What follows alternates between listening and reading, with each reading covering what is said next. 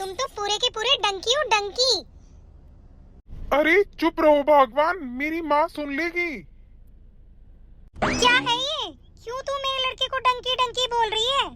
और ये होता क्या है डंकी? अरे अब क्या बोलूं मैं?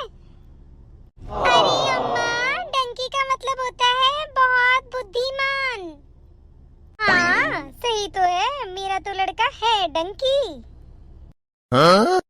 अरे लड़का क्या, इसका तो बाप भी डंकी है और इसकी बहन तो इससे भी बड़ी डंकी है। अरे अम्मा चुप रहो। अरे क्यों चुप रहो? तू चुप रह।